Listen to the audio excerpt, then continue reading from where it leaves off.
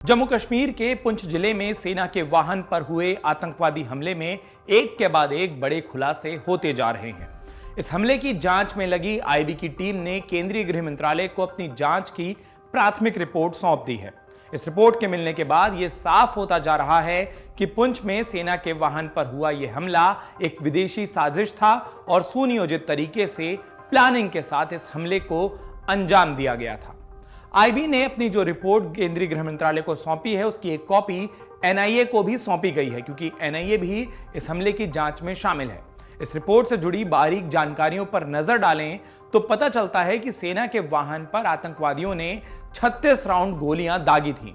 हमले में स्टिकी बम का इस्तेमाल किया गया था। इसके अलावा स्टील की बुलेट का भी इस्तेमाल किया गया था। जांच टीम को हमले में जले हुए ट्रक से 2 ग्रेनेड के पिन और मिट्टी तेल के वाष्प भी मिले हैं, जिसके कारण माना जा रहा है कि जो आग थी वो और ज्यादा फैली और भयावह तरीके से लगी। आपको ये बता देते हैं कि जो स्टिकी बम जिसके इस्तेमाल की बात सामने आई है, ये होता क्या है। दरअसल स्टिकी बम एक तरीके का चिपकने वाला बम होता है जो कि किसी भी गाड़ी में किसी लोहे या मैग्नेटिक वस्तु की ओर फेंके जाने पर उससे चिपक जाता है और इसे दूर से रिमोट या टाइमर के जरिए सेट करके इसमें ब्लास्ट किया जा सकता है, यानी कि कुछ दूरी से भी इसे ऑपरेट किया जा सकता है। स्टिकी बम को मैग्नेटिक बम भी कहते हैं। ऐसे बम बनाने के लिए आईडी को असेंबल किया जाता है और उसमें मैग्नेट का टुकड़ा लगाकर, यानी कि चुंबक का टुकड़ा लगाकर गाड़ियों में लोहे या किसी वस्तु में से चिपकाया जा सकता है।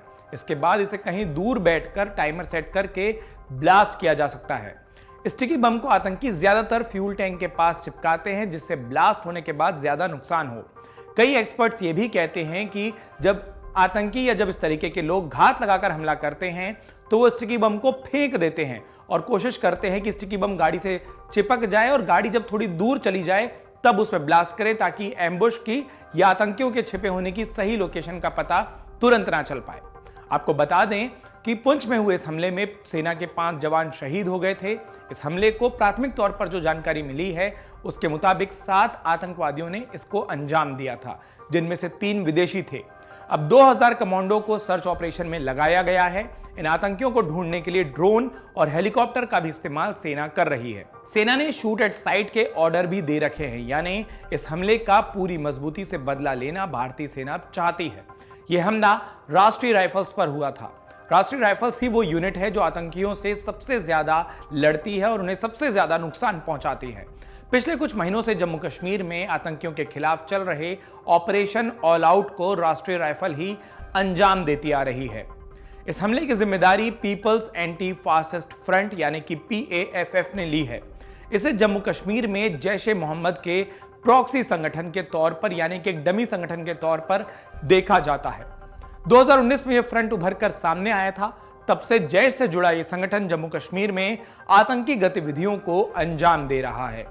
यह संगठन पहली बार 2019 में ही जम्मू कश्मीर से आर्टिकल 370 हटने के बाद चर्चा में आया था। PAFF ने समय समय पर सेना और सरकार को कई धमकियां दी हैं। साल 2020 में संगठन ने वीडियो जारी करके कश्मीर में इजराइल की ओर से 2 सेंटर ऑफ एक्सीलेंस स्थापित किए जाने पर धमकी दी थी। इसी साल जनवरी-फरवरी के दौरान जम्मू कश्मीर पुलिस ने आर्मी यूनिट्स को एक एडवाइजरी जारी की थी।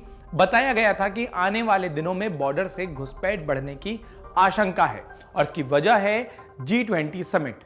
आपको बता दें कि भारत इस साल G20 की अध्यक्षता कर रहा है और इसके तहत अलग अलग जगह भारत के अलग अलग राज्यों में, अलग अलग शहरों में G20 की बैठकें होनी हैं। इसमें 2 बैठकें श्रीनगर और लद्दाख के लेह में होंगी। लेह में 26 से 28 अप्रैल और श्रीनगर में 22 से 24 मई को यह बैठक होनी है और इसी को लेकर यह एडवाइजरी अलर्ट जारी हुआ था कि कहीं ना कहीं आतंकवादियों की कोशिश है कि G20 की बैठक से पहले, जिसमें पूरी दुनिया के प्रभुत्वशाली और ताकतवर शक्तिशाली देश के जो प्रतिनिधि हैं वो आएंगे, उससे पहले ये मैसेज दिया जाए, ये संदेश दिया जाए कि भारत में आतंक का खौफ है और इसीलिए आतंकी गतिविधियां बढ़ाई जाएं।